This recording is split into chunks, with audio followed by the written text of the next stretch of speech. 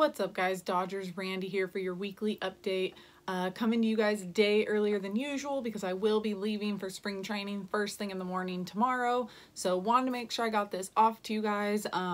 There's quite a bit of news, so let's get into it. First thing I want to do is answer the questions from last week's video. I got 3 of them. First one comes from LA Original, said, is it time to move on from Joc? I get where this is coming from. I totally understand it. I thought Joc would be traded in the offseason. However, I think what slowed a lot of that down and the reason why we can't move on from Joc right now is because of Toles. He has still yet to show up to camp, and I will fill you guys in on that a little bit more in a minute as to what they're going to do with him. However, he never showed up to spring training. So right now it's hard to get rid of Joc, it's hard to get rid of Joc because you don't know how Alex Verdugo is going to pan out. If there's any injuries, we don't have a second baseman. So right now Kike and Taylor will probably both be sharing time there, mostly Kike, I'm assuming. And that's usually an outfielder for us. So if anybody gets hurt or whatever the case may be, or isn't performing, whether it's Verdugo, whether it's Kike, Taylor, whatever the case may be, it just doesn't put us in a good situation to get rid of him right now. I know the frustration, a lot of strikeouts, what I've heard from a lot of people, and I kind of remember it, is this is how Joc started out spring training last year. Bunch of strikeouts, and then he turned it around. Every year, his strikeout rate has gotten lower, so he has been improving. So I'm not stressing too much on him. I could see him being traded if things are going well come the trade deadline. So we'll have to see there, but I think right now it is not the best move for the Dodgers to move on from him just because of everything kind of going on with Toles and not really having another guy to replace him for now. That would only leave Bellinger and Verdugo as left-handed outfielders. So we'll have to see what happens there, but if he does end up being traded, I could see it happening around the trade deadline, maybe for some pitching, so keep an eye out for that. The next 2 questions are actually both from Brian Perez, so I will answer the first one, which is, what's your prediction for the Dodgers this season? He asked for a realistic one, so realistically, I see them getting between 93, 94 wins. I think a lot of people are really looking down on them, thinking they're not even going to win 90 games based on the lineup. But you have to remember the Diamondbacks got worse. The Giants didn't do anything to improve. Padres got a little better, yes. Rockies are about the same as last year. They added Daniel Murphy. They lost Adam Ottavino out of the bullpen. And the thing with the Rockies is a lot of the guys last year had career years. Guys like Trevor Story were just incredible. And a lot of times that doesn't happen back-to-back years. Look at Chris Taylor. Had a career year 2017. Same thing with Barnes. And then both of them, Taylor didn't have a bad year last year, but he wasn't as good. So I still think the Dodgers are going to be able to pull out quite a few wins out of the NL West.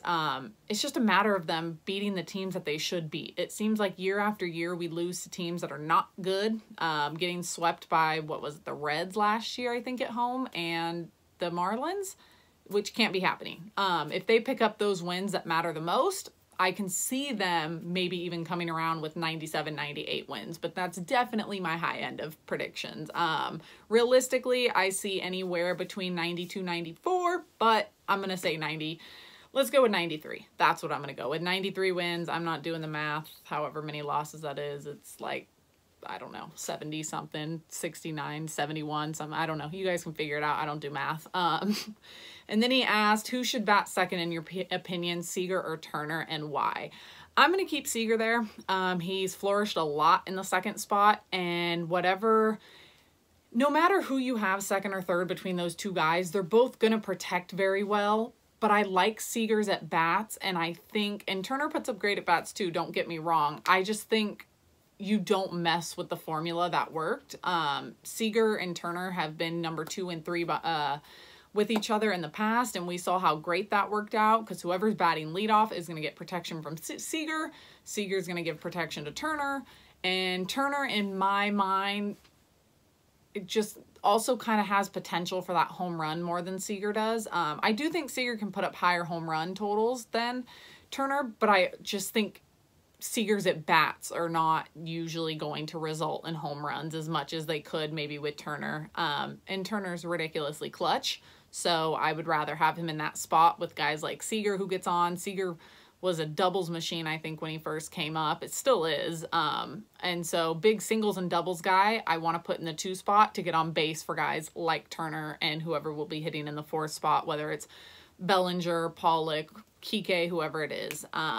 So that's it from last week's questions. I appreciate it. As always, I will pin a comment underneath this video. If you have a question you want answered in next week's update, go ahead and ask it there. I know I've been sucking and I've been forgetting to pin a comment till like an hour later, but I promise it'll come. I'll try to do it as soon as I put the video up today. I just get distracted once they go up. So if you don't see it there, check back or just write in the comment, I want this for next week's video, and I'll put that in. So the rest of the stuff I'm going to be talking about, as always, comes from writers and reporters, either in the organization, LA Times, OC Register, whatever it may be. And today that information comes from Bill Plunkett, Alana Rizzo, Ken Gurnick, and Jorge Castillo. So first things first, as we all heard, unfortunately, Jaime Jarrin's wife passed away recently. His plan was to take a lot of time off with the Dodgers in order to spend more time with her. Because of her unfortunate passing, he now will be calling all of the games in 2019. And the Dodgers obviously obliged, said that was okay. And so he will actually be calling all of the games for the Dodgers this year, the Spanish broadcast. So it's still so sad that he lost his wife, but I'm happy that the Dodgers didn't just kind of throw someone in there and go, no, sorry, we already have it set for the year. What he's going through right now, I'm glad he has the team to rely on and to hopefully help him kind of, you're never going to get over that, but to hopefully help use it as even just a very small distraction for 3 to 4 hours a night that he calls the game. So happy for him that he gets to do that. Sad though, because it's unfortunate it has to come under these circumstances, but I'm glad that the Dodgers were able to work that out with him. I think I mentioned last week that the Dodgers DFA'd Josh Fields, and so on Sunday they officially released him. So he's done, gone, can't be a Dodger even if he's not picked up on waivers, I believe is how that works. So he's gone, he's out of the picture. We'll see who they fill up bullpen. We've got so many guys right now. I think like half the guys left in camp are all pitchers, so it'll be interesting to see who they pick to fill his hole. I'm kind of thinking that's going to be Yimi Garcia. That's my opinion on it. After they saw how strong of a spring he was having, his first couple appearances, I think they decided that they could work with him and that Fields wasn't worth holding on to anymore. Quite a few players started to get optioned down to, get sent down to minor league camp or optioned. And that all happened this week. Those players are Yadier Alvarez, Mitchell White, Josh Spores, Donnie Hart, Omar Estevez, Gavin Lux, Matt Beatty, Rocky Gale, DJ Peters, Cameron Perkins, Jake Peter, Dennis Santana, Brock Stewart, Kaiber Ruiz, Will Smith, Edwin Rios, Kyle Garlick, and Shane Peterson.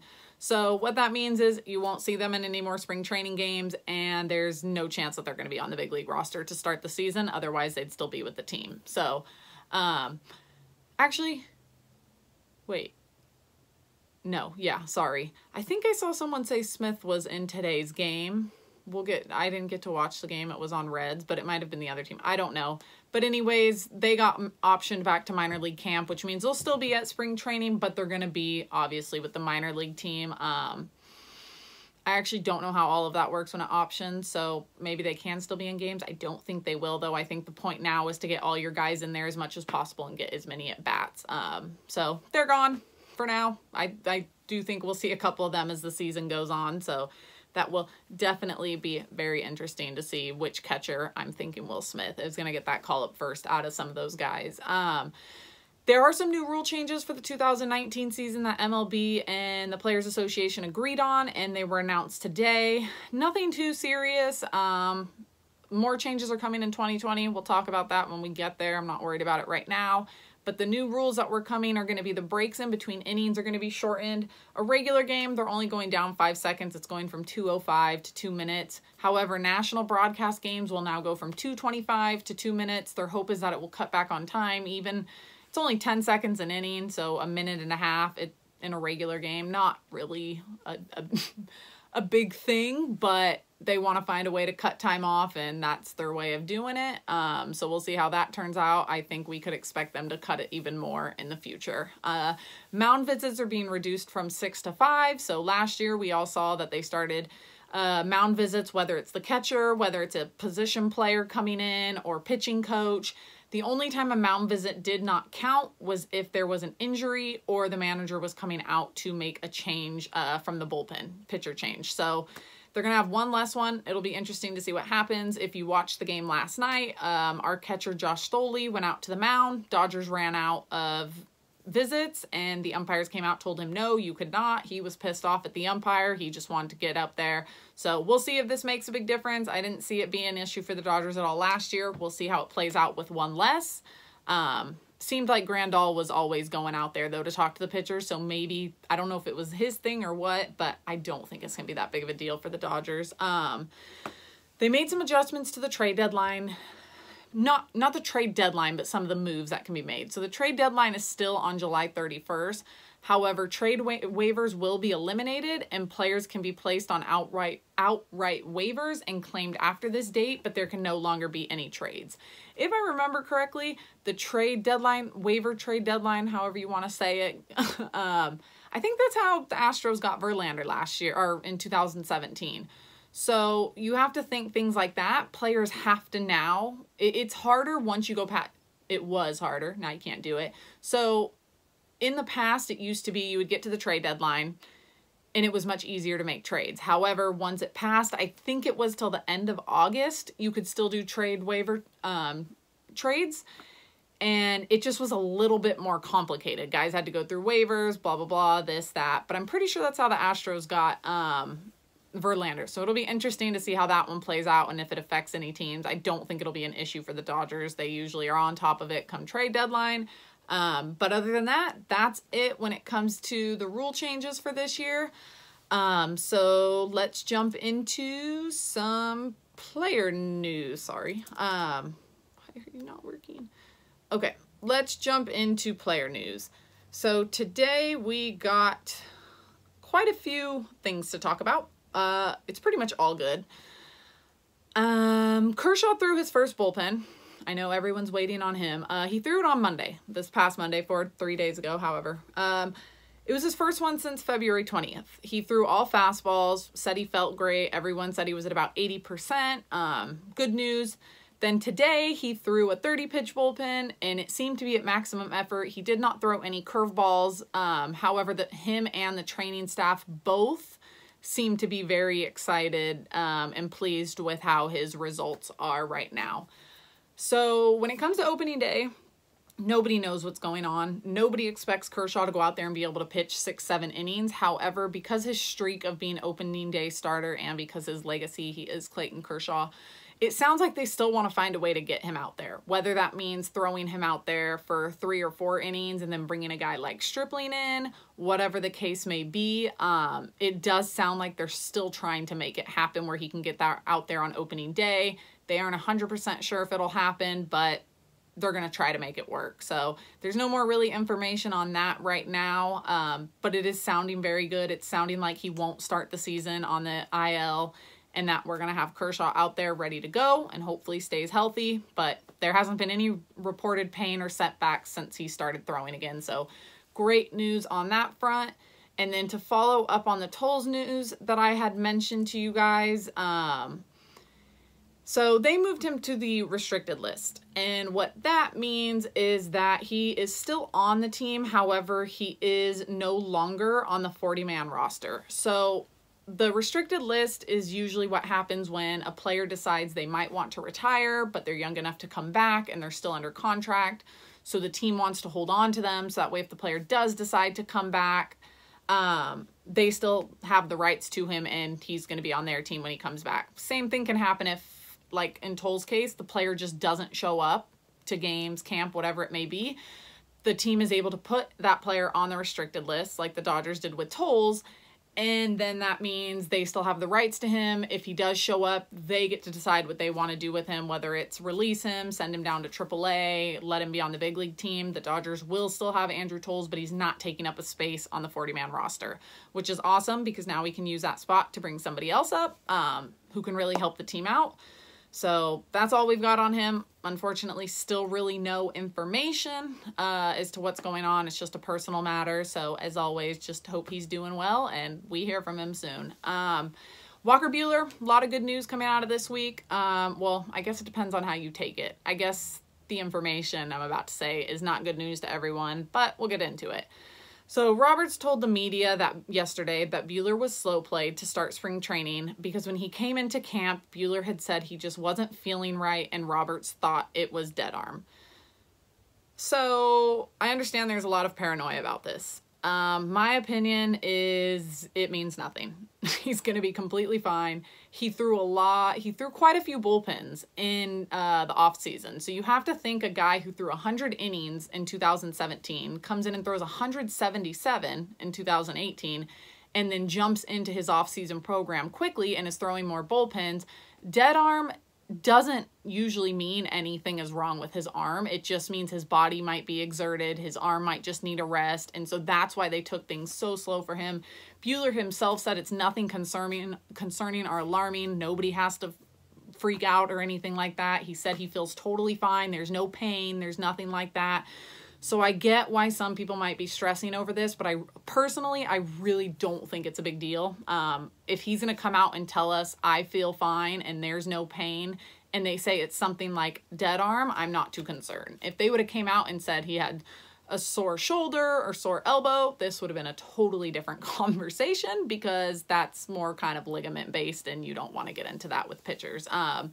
So he's back out there. He threw live BP yesterday. He threw 33 pitches over 2 innings. They keep coming back and saying he feels fine. No complaints from him.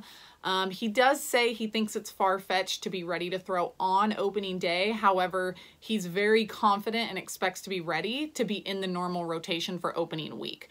So maybe we don't see him pitch the first series, game 1, game 2, game 3, maybe 4. Maybe he's our 5-man that to start the season in order to give his arm more rest, or maybe he comes in game 2 and throws only 4 to 5 innings. So again, I'm not stressing out on that. He is scheduled to throw a pitch in a Cactus League game either Monday or Tuesday. And Roberts does expect to have him stretched out to at least 4 innings by the time this is done. And he thinks Buehler is capable of being in the rotation, even if he only gets up to 4 innings of work in spring training. So good news there that it was nothing serious. If you want to stress out on it, go ahead. I don't think it's something worth stressing out on and freaking out about, at least not yet. Nothing bad's come out of it. So that's it. Muncy was scheduled to play in today's game. He was pulled with sore wrist, right forearm soreness. Don't know anything more than that. They said he's day-to-day. So hopefully he's fine. Definitely not the way we want to start the season is with guys going down and getting injured. So as soon as I have more information on him, I'll let you guys know. More good news on Corey Seager. Can never get enough of him and good news. He played 3 innings at shortstop today for the first time since he had TJ surgery last season. So they put him in a minor league game.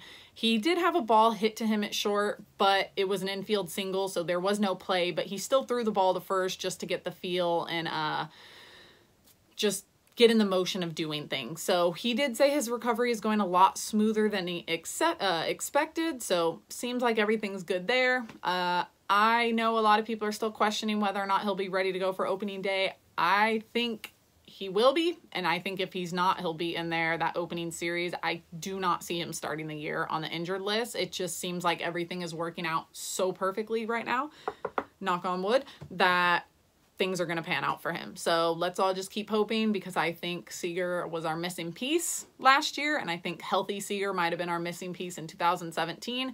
So we just got to hope he's doing well. Joe Kelly, as we all know, had a sore back. He was cooking, or boiling, I guess I should say, he was cooking a crawfish boil. He was making it for the whole team. His back got stiff. He was standing too long. However, he's fine now. No more pain. He's thrown bullpens. He actually threw in the game yesterday. Looked pretty good, so no stress there. Hill, they're working on stretching him out. He pitched 4 He pitched 4 2/3 inning yesterday in a minor league, in a minor league game on Monday, I believe it was, and threw about 75 pitches. So they're getting him ready to go. I don't know. He might hit six innings in a spring training game in the next week or so. But they expect him to be ready to go. It'll be interesting. He could maybe be our opening day pitcher, depending on what happens with Kershaw. So they're getting him ready to go. And Roberts is also making sure that Ross Stripling is stretched out and ready to go to start the season in the rotation, just in case, depending on what happens with Buehler and Kershaw. If for some reason they come out the first week and they're not ready to throw and need another week, it sounds like they're going to put Stripling in the rotation. He also mentioned, Roberts that is, mentioned that Tony Gonsolin and Dustin May both could potentially be in the Dodgers big league team at some point, helping them out. So I personally took that as a complete surprise. Tony Gonsolin and Dustin May, neither of them have ever pitched past AA. So, but they're killing it out there against big league hitters. So it'll be interesting to see what happens with them. I'm excited. I just don't want to see them get called up too fast and mess with their development. But that's what the team's for and the trainer, so we will leave it up to them.